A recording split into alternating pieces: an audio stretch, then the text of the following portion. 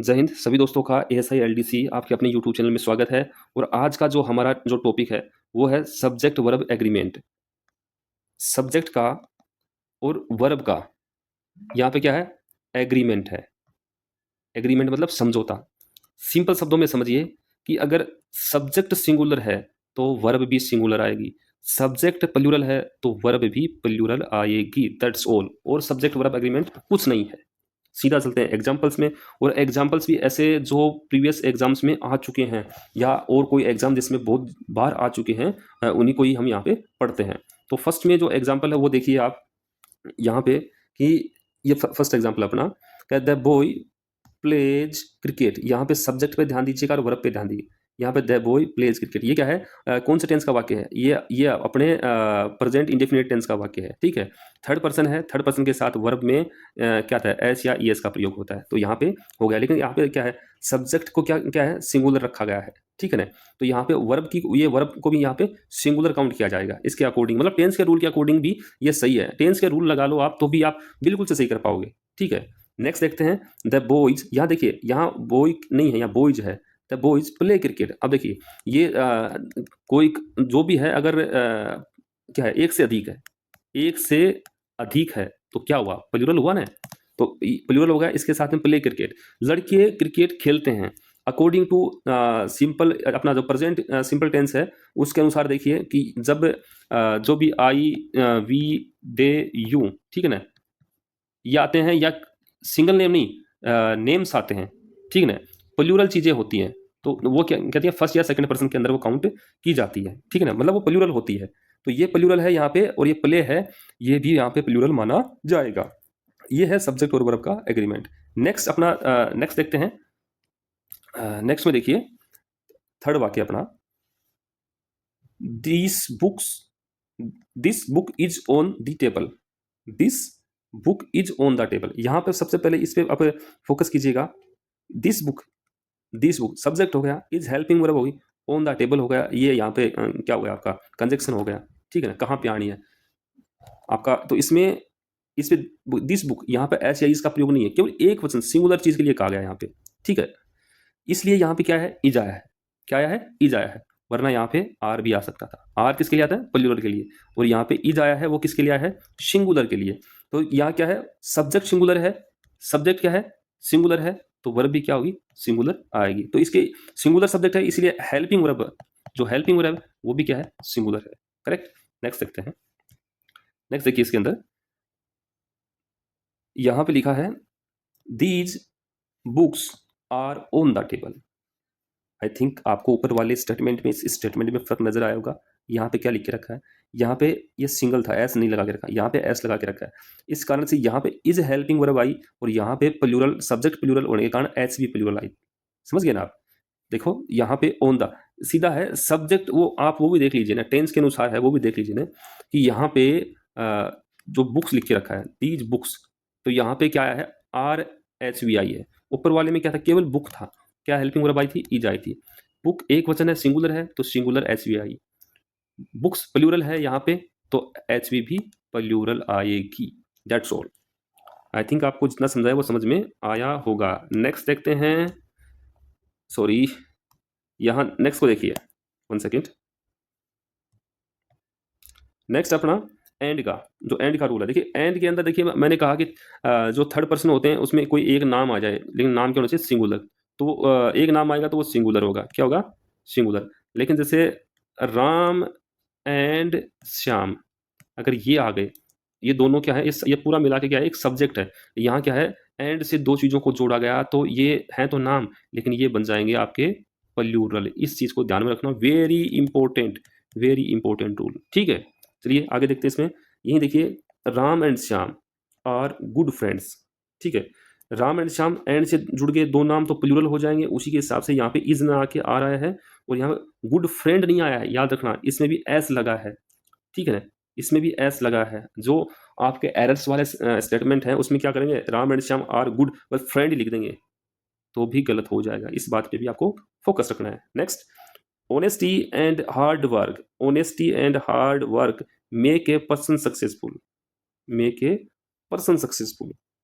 अब ये क्या है, एक बात याद रख लीजिए, जो यूनिवर्सल ट्रूथ होते हैं ना, वो सेम के सेम आते हैं। उसमें कोई टेंस का, कोई समय, काल, स्थान, किसी का कुछ फ़र्क नहीं पड़ता। इस बात को आपको याद रखना होगा, ठीक है ना? यहाँ क्या है? Honesty and hard work. Make, यहाँ मेक्स नहीं आया है।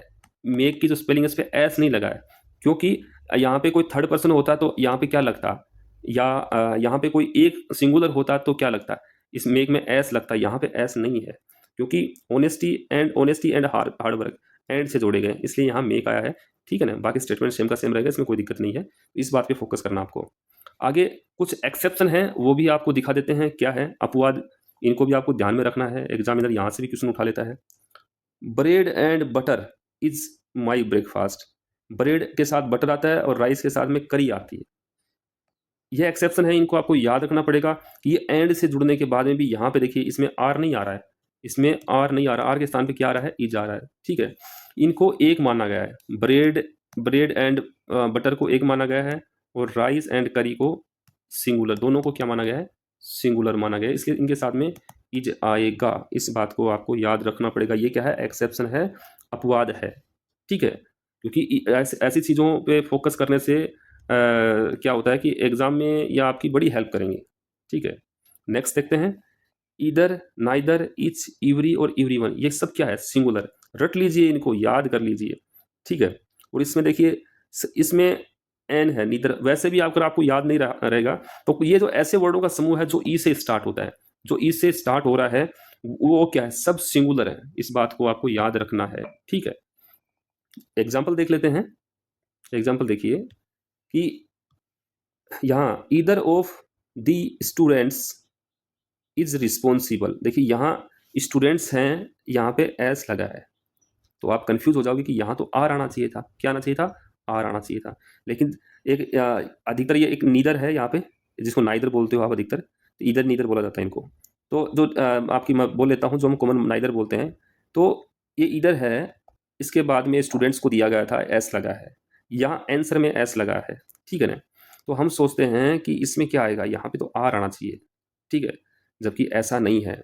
सिंपल सा फंडा याद रखिए, इधर एवरी वन, इच और एक नीदर, ठीक है ना, इनको याद रखिए। ये क्या है, सिंगुलर है तो सिंगुलर, सिंगुलर जो एच वी है, वर्ब है, उसका इसमें प्रयोग होगा। यहाँ पे देख लीजिए, everyone has completed this test, यहाँ पे हैज आया है, यहाँ पे वो जाया है, जबकि यहाँ पे क्या आना था, यहाँ पे हैव करेगा कोई, इधर वर्क कर देगा, जबकि गलत है। ये क्या है, सिंगुलर है, सिंगुलर है, इनको याद रखना है। आगे बढ़ते हैं। रूल नंबर 4, यहाँ पे देखिए क्या है, विद अनकाउंटेबल, अर्थात जिनको हम गिन न सके, उनकी गिनती न कर सके, ठीक है। जैसे none of the money is missing, none of the money, कई सारा, कई सारा मतलब बहुत सारा, ये लिखते हैं बहुत सारा, या कई वर्ड का यूज होता है। तो ये क्या होते हैं, इनमें जो निश्चित चीज है वो नहीं है, यह अनिश्चितता है, दैट मीन्स अनकाउंटेबल है। तो जहां भी अनकाउंटेबल हो आगे वहां सिंगुलर, सिंगुलर एच वी या एम वी का प्रयोग होगा, याद रखना। देखिए, none of the money is missing, singular है। All the milk is spoiled, सारा का सारा दूध क्या हो गया, बर्बाद हो गया। सारा सारा कितना था पता नहीं ना, तो यहाँ पे इज आ गया। अब इधर देखिए, थोड़ा सा यहाँ गौर फरमाइए, विद प्लूरल, यहाँ पे none of the students are present. अब देखिए, none of the students are present, all the documents were checked. इनमें क्या, आप क्या करोगे, यहाँ स्टूडेंट्स हैं, यहाँ डॉक्यूमेंट्स हैं, यहाँ प्लूरल प्लूरल आया है, और यहाँ पे क्या है, एच वी क्या, सिंगुलर सिंगुलर आई है, ठीक है। तो यहाँ पे none of the students are present, students है, उनमें से जो स्टूडेंट्स हैं उनमें से कोई present, none of the students are present, और all the documents were checked. तो ये देखिए, यहाँ पे ये चीज़ें हैं, स्टूडेंट्स हैं और डॉक्यूमेंट्स हैं, डॉक्यूमेंट्स हैं। अब इसमें आर क्यों आया, इसमें वर क्यों आया, थोड़ा यही देखना है, थोड़ा यही देखना है। ये आप इसको एक तरीके से समझिए कि देखिए, जो मटेरियल होता है, मटेरियल वो अनकाउंटेबल होता है, ठीक है, वो अनकाउंटेबल होता है। यहाँ पे स्टूडेंट्स हैं और डॉक्यूमेंट्स हैं, क्योंकि ये चीज़ें ऐसी हैं जो मतलब काउंट भी कर सकते हैं, वो बात नहीं है, ठीक है ना, जो काउंट काउंट भी की जा सकती हैं, ठीक है। लेकिन इनको कई बार अनकाउंटेबल भी की कंडीशन में भी आ जाती है, अनकाउंटेबल। लेकिन आप सीधा से रखिए जो मटेरियल है अधिकतर, ठीक है ना। मटेरियल का मतलब लिक्विड फॉर्म में है, लिक्विड अधिकतर ऐसे क्वेश्चन आएंगे जो लिक्विड वाले हों, तो उनको आप अनकाउंटेबल कैटेगरी में रखिए। कोई जैसे गोल्ड आ गया, उसका प्राइस आ गया, वो प्रीसियस है कि वो बहुत कीमती है, बहुत कीमती कितना होता है वो भी पता नहीं, तो कुछ ऐसी कंडीशंस आती हैं, तो वहां पे आपको क्या करना है, उस स्टेटमेंट को सिंगुलर मानना है, बाकी आपके लिए प्लूरल रहेंगे। That's all. आगे बढ़ते हैं। जो लास्ट रूल है बट वेरी इंपॉर्टेंट है, वो देखिए। सब्जेक्ट प्रीपोजिशन, जो फ्रेजल प्रीपोजिशन फ्रेजल वर्ब रहेगी, verb agreement with subject. Rule देखिए। The captain along with his players is arriving. यहाँ पे क्या है, इज आया है। The teachers as well as the students was present. यहाँ पे क्या है, सिंगुलर है। One of the girls is missing. अब इस सब में क्या देखना है वो देखिए। यहाँ सब्जेक्ट के बाद में क्या आ रहा है, प्रीपोजिशनल जो फ्रेज आ रहा है, प्रीपोजिशन। पर देखिए जो फ्रेजल वर्ब क्या होती है, जो वर्ब होती है ना, वर्ब उसके साथ में कोई भी प्रीपोजिशन जुड़ जाती है ना, प्रीपोजिशन जुड़ जाती है, तो वो क्या हो जाती है, वो आप उसको या फ्रेजल वर्ब बोलते हैं। क्या बोलते हैं उसको, phrasal verb, verb plus preposition, ठीक है ना। तो इनमें देखिए कैप्टन अलोंग विद, यहाँ ये अलोंग विद हिज प्लेयर्स, तो यहाँ अलोंग विद क्या होगा, यहाँ फ्रेजल वर्ब आ गई। तो याद रखिए सब्जेक्ट के बाद में अगर फ्रेजल वर्ब होती है तो वहाँ उसको की भी क्या माना जाएगा, सिंगुलर माना जाएगा। यहाँ देखिए द टीचर सब्जेक्ट है, as well as the students, या फ्रेजल वर्ब आ गई यहाँ पे, तो ये भी क्या है, सिंगुलर, इसलिए यहाँ वाज आया।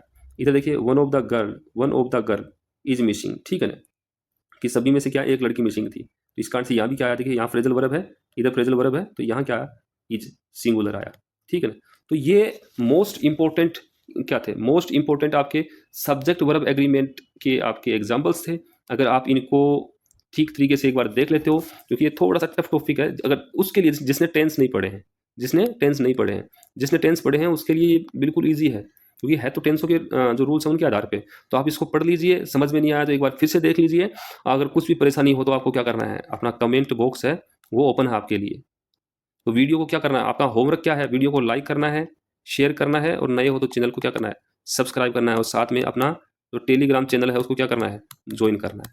ठीक है, मिलते हैं नेक्स्ट वीडियो में, तब तक जय हिंद जय भारत।